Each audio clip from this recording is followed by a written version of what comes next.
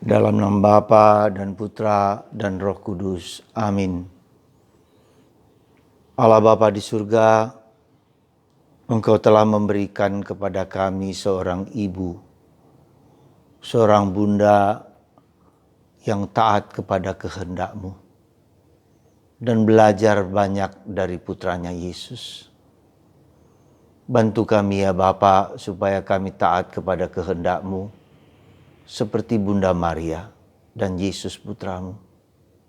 Sehingga kami menjadi satu keluarga dengan Engkau dan putramu Yesus.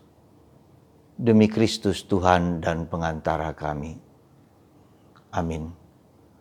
Para saudara-saudariku yang terkasih dalam Kristus, bacaan Injil hari ini berbicara tentang apa yang dikatakan Yesus. Relasi persaudaraan, kedekatan, keakraban kita dengan Yesus bukanlah yang pertama-tama relasi fisik, relasi darah.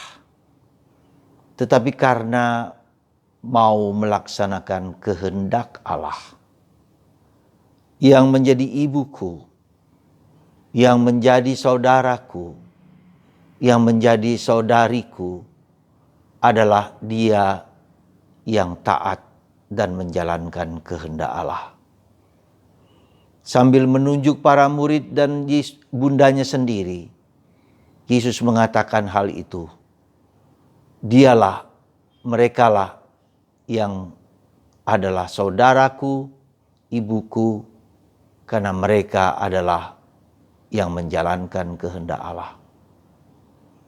Saudaraku yang terkasih dalam Kristus, apa yang perlu kita renungkan pada bagian ini adalah kedekatan kita dengan Tuhan. Atau lebih tepat, Tuhan ingin lebih dekat dengan kita. Caranya adalah dengan mencintai, dengan memberikan apa yang terbaik bagi kita manusia. Dia memberikan kepada kita hati nurani. Dia memberikan kepada kita apa keserupaan kita dengan Allah, martabat kita, identitas kita, being kita sebagai secitra dan segambar dengan Allah. Kita diberi karunia suara hati. Kita diberi karunia Roh Kudus supaya kita taat kepada kehendak Allah. Sekali lagi, supaya kita taat kepada kehendak Allah. Dan kalau kita taat kepada kehendak Allah dan menjalankan apa yang menjadi kehendak Allah itu, maka kita mengalami kedamaian, kebahagiaan, kekekalan, keabadian. Dan itulah yang dikehendaki oleh Allah bagi kita manusia. Tetapi kita tahu bahwa di dalam diri kita ada kecenderungan juga untuk menjauh dari Tuhan. Untuk tidak dekat-dekat dengan Dia ketika kita melakukan dosa. Ketika kita melakukan tindakan-tindakan yang egoistis.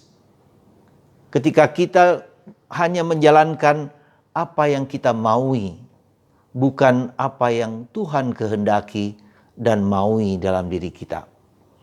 Karena itu ini suatu yang fundamental di dalam kehidupan rohani kita.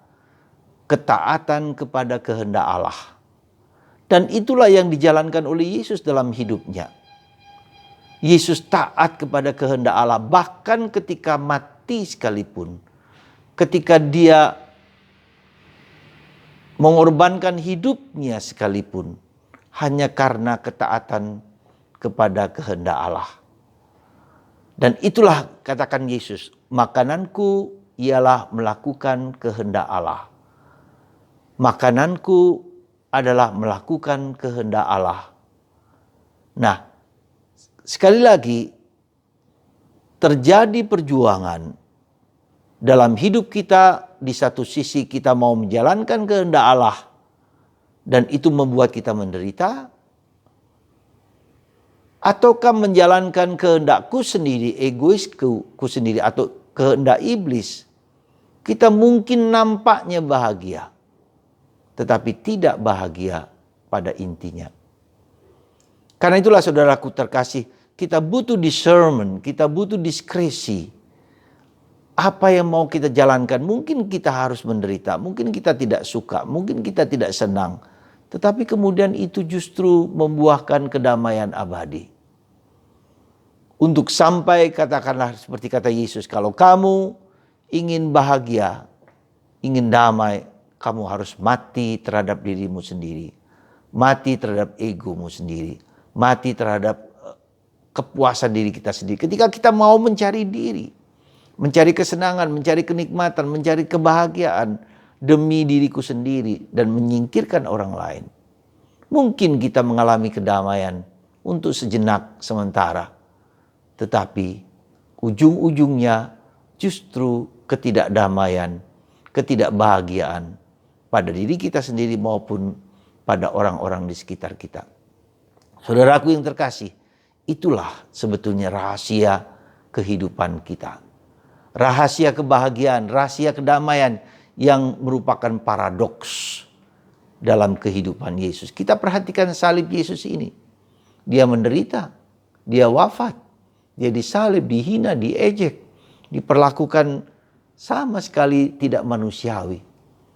Tetapi dia justru bahagia karena bisa membahagiakan orang lain. Dan dia sendiri bangkit bersama Bapa.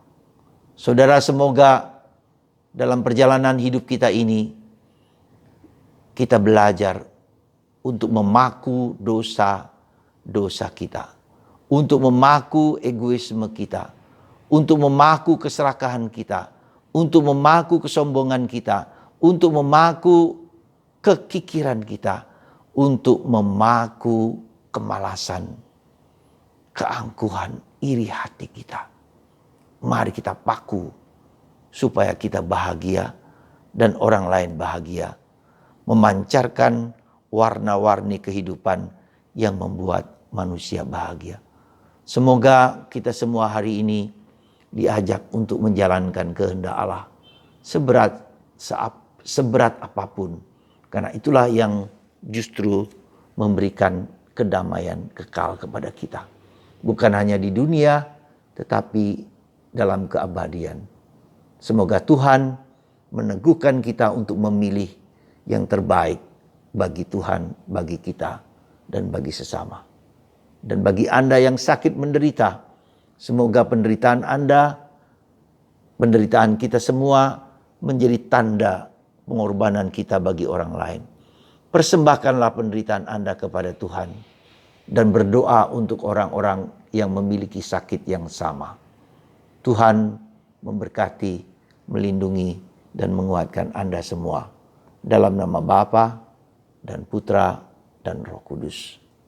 Amin.